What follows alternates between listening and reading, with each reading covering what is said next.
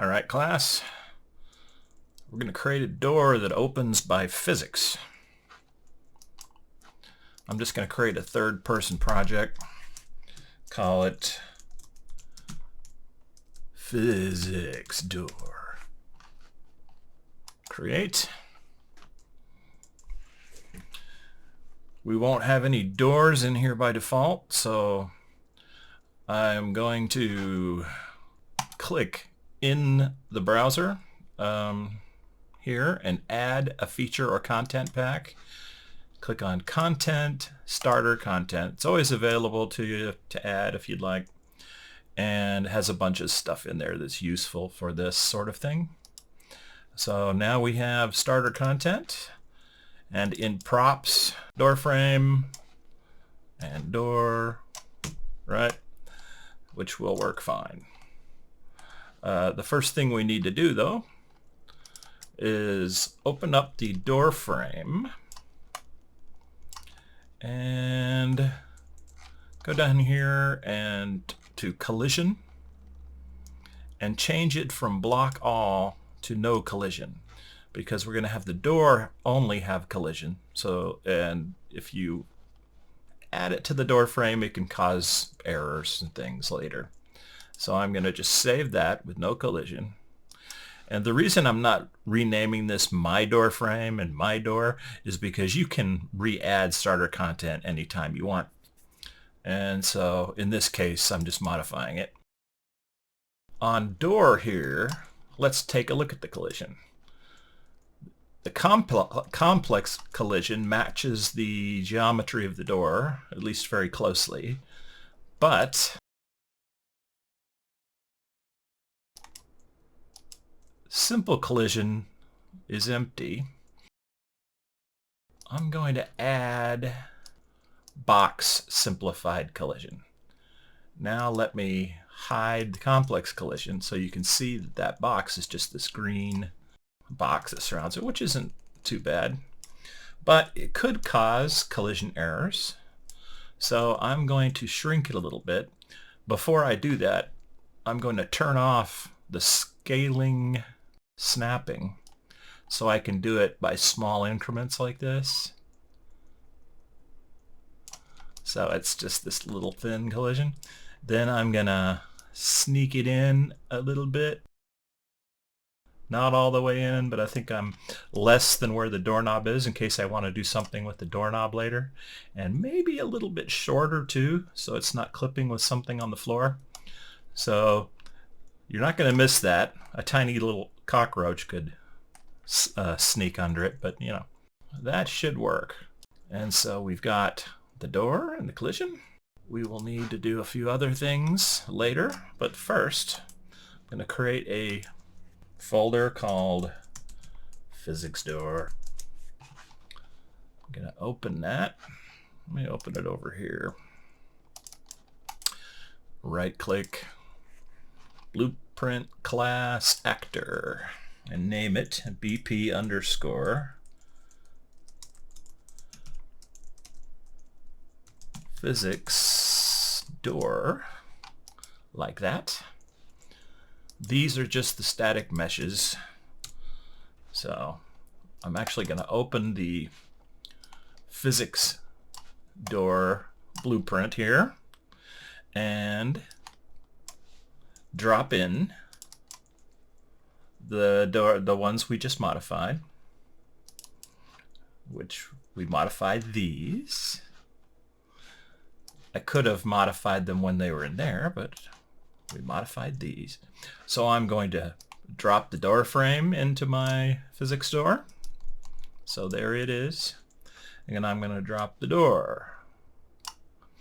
And I just want to make sure, to start with, that those are sitting at 0, 0, 0, 0, 0, 0, location rotation.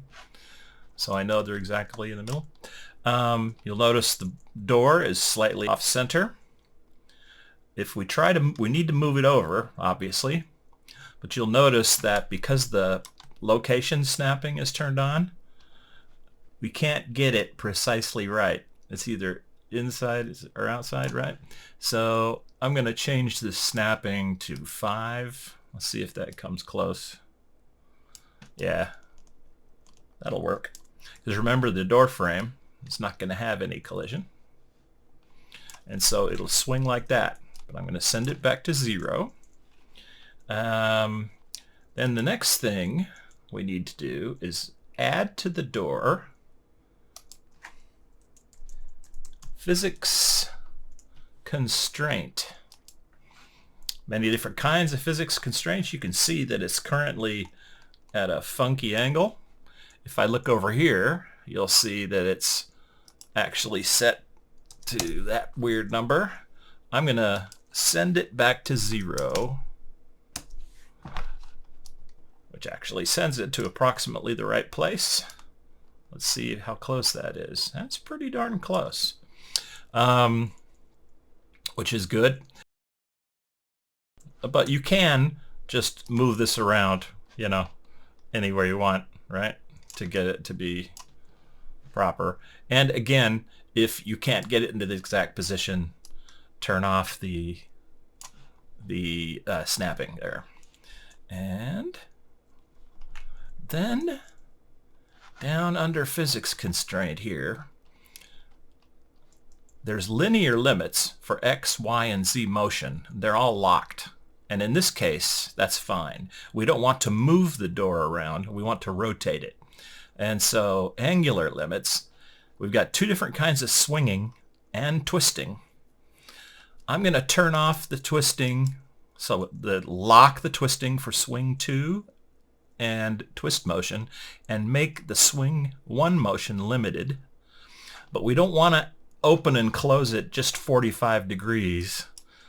I'm going to have it open to like 100, so it opens more than 90 degrees a little bit, but not too far. And one other thing you need to do, the drive motor for angular physics for constraint, you need to change to twist and swing, except we don't want twist. We want only swing, like that. Now, if we click compile and save, oh, one more thing, click on door, and if you go up here, simulate physics. Otherwise, it's still static. So we go like that, and what are the odds this is going to work? I'm going to put it right here. I can't remember where the player's right here, so we can just have it be right in front of the player. We walk over. Yep. Okay. Physics issues. Welcome to game development. Always a load of laughs. So, the physics constraint was not locked somewhere. So I'm going to go down here and check and see exactly where. Okay. Oh, yes. Important safety tip. Right here. The constraint. Constraining what component? Even though it's a child of the door, you have to give the actual name of the component. So it should be SM_door, exactly spelled like that. Now it knows which component. And I think that will fix our bug. Let's find out. Oh yeah. Now that door is going to slam somebody in the face. One of the things we can do is under door,